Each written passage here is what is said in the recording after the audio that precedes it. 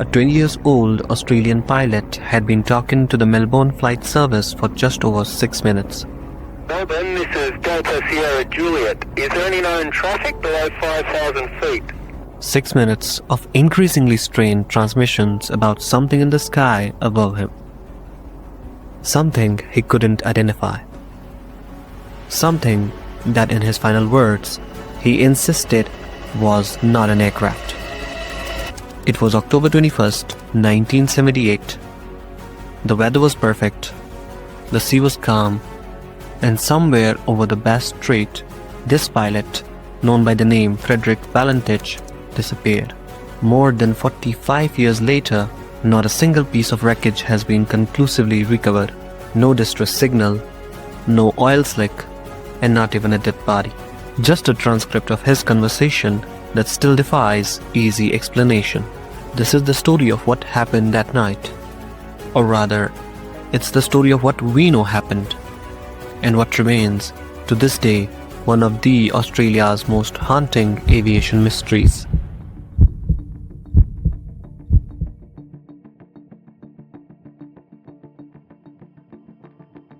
Velentich was only 20 years old when he disappeared.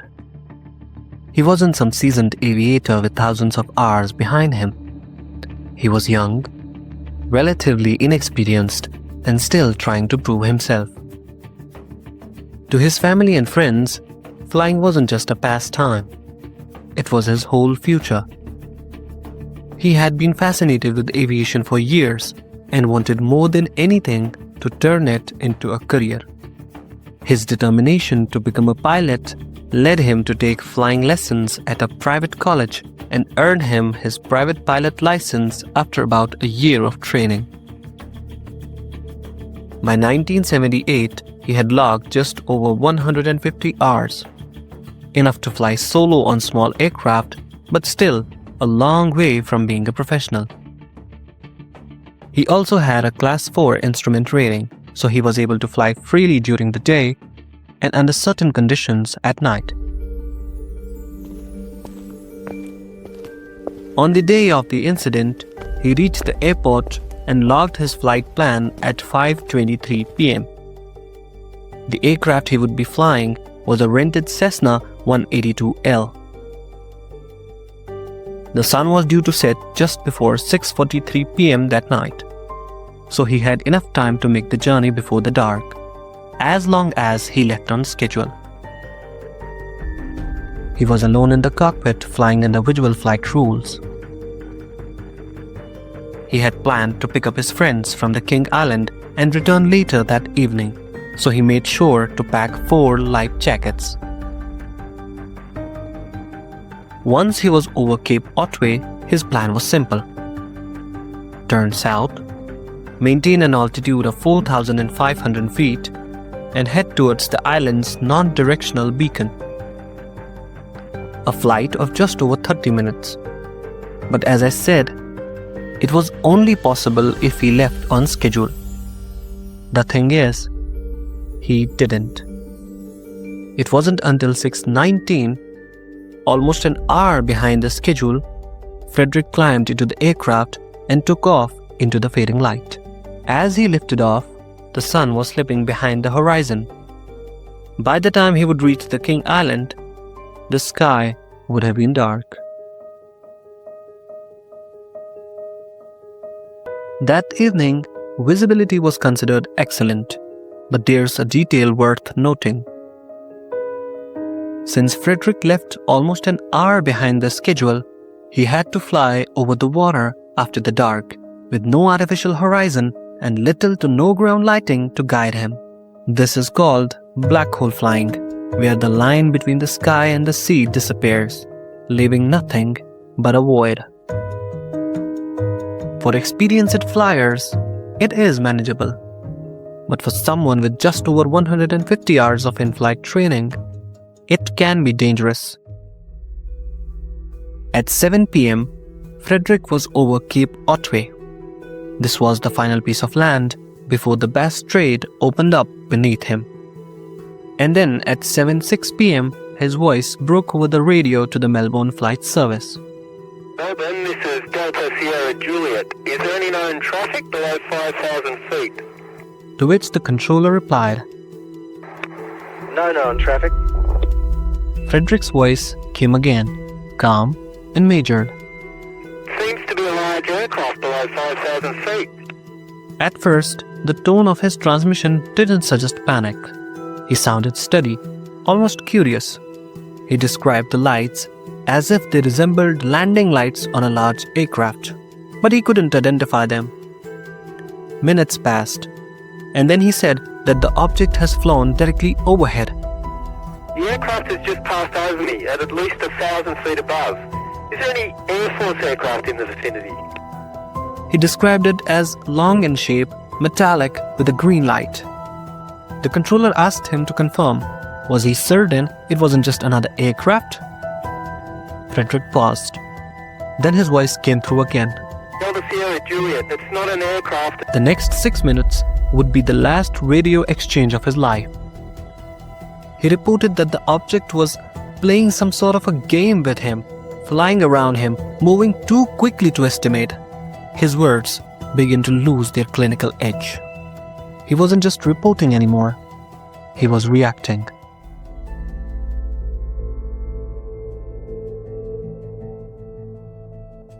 He circled in the sky and described the object above him doing the same. And then his final words came at 7:12 p.m. That strange aircraft's hovering on top of me again. It's hovering and it's not an aircraft. 17 seconds of open microphone followed. Metallic, pulsing sounds were recorded. Then silence. By 7:30 p.m., just minutes after the strange silence that ended Velentich's transmission, officials feared the worst. If the plane had gone down, every passing moment reduced the chance of survival. A search and rescue operation was launched almost immediately. Aircrafts were dispatched to comb the Bass Strait, circling above the darkening waters. Ships followed below, scanning the restless surface with spotlights. The search stretched on through the night, but the vastness of the Bass Strait mocked their efforts. The sea offered no clue, no floating wreckage, and no sign of an oil slick. By dawn, nothing had changed. The only evidence they had was the chilling record of the Frederick's last words. For the next 4 days, the search continued. 12 aircrafts and multiple naval vessels worked tirelessly, covering thousands of square miles. Yet the water remained silent. The currents were strong and the depths unforgiving. But even in disasters, fragments are usually found. A wing, a door, or at least a life jacket. This time, there was nothing.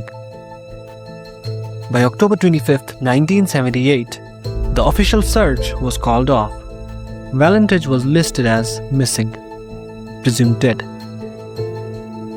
So what caused his disappearance? Was it that mysterious object that Frederick saw 5,000 feet in the air?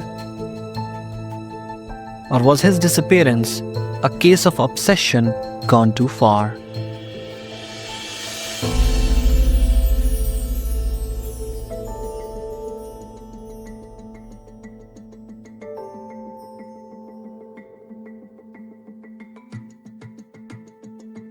For a disappearance of this caliber, we have to at least consider the possibility of suicide.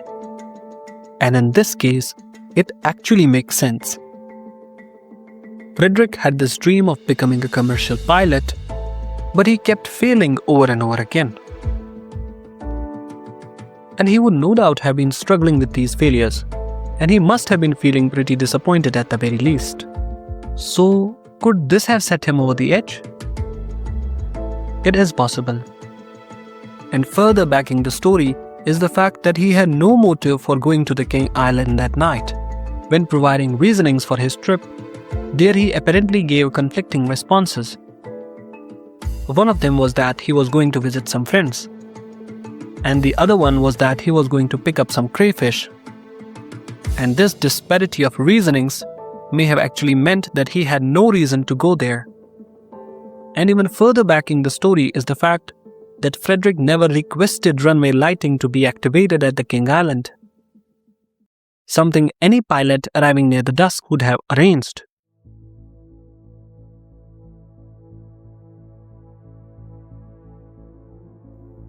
Now, digging through Frederick Valentich's past shows that he had other passions besides aviation. In one of these passions was aliens. It turned out that Frederick had some sort of obsession with UFOs. He collected clippings, devoured stories, and often spoke about extraterrestrials as if their existence was certain. Some wondered if this passion had driven him to orchestrate an elaborate hoax. Imagine the scene from his perspective. A pilot obsessed with the UFOs takes to the skies, stages a frightening encounter over the radio, and then returns later with an extraordinary story. If he had landed safely after such a stunt, he could have become famous.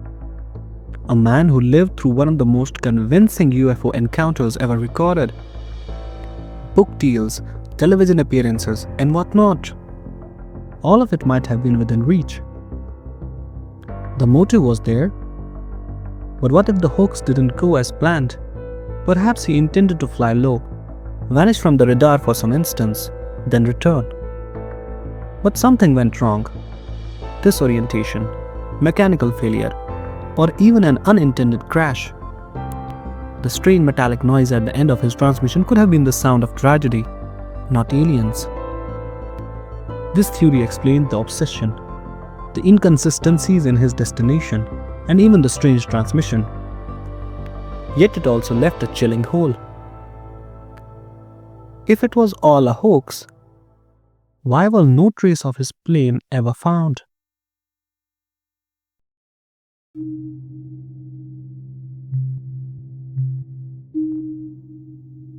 There still remains one theory that can't be ignored.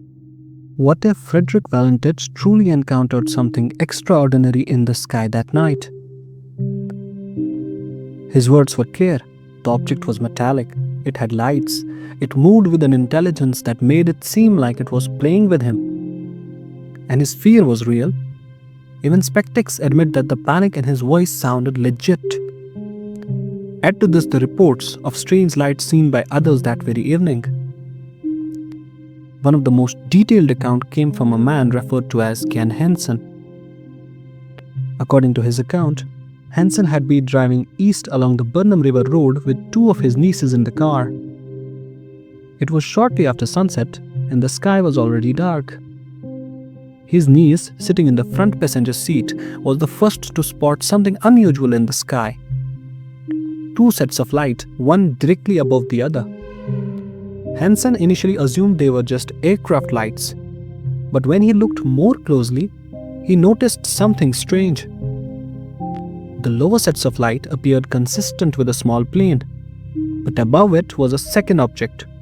It was circular, green, and much larger. He described the green light as traveling just behind and above the smaller aircraft, as though it was pacing it.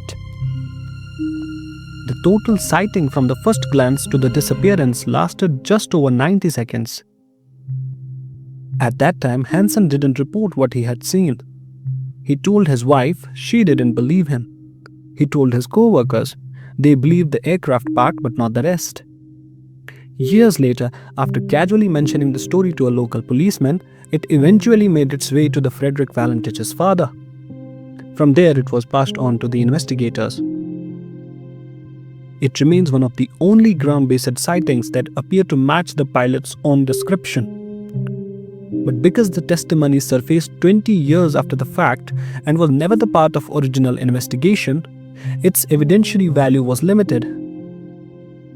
Still, what Hansen described is strangely consistent to the Valentich's final words. So could it be that Frederick Valentich was right? That something not of this world followed him, and in those final moments claimed him? To believers, this theory explains everything. The metallic sound on the radio was not a crash but an abduction. The lack of wreckage was not a failure of the search, but the evidence that the plane itself was taken. Of course, to skeptics, this theory is nothing more than fantasy, an idea that reaches beyond reason. They believe the truth lies in something far more ordinary, something explainable, but the evidence never aligned, and the questions were never fully answered. In the end, the mystery remained unsolved.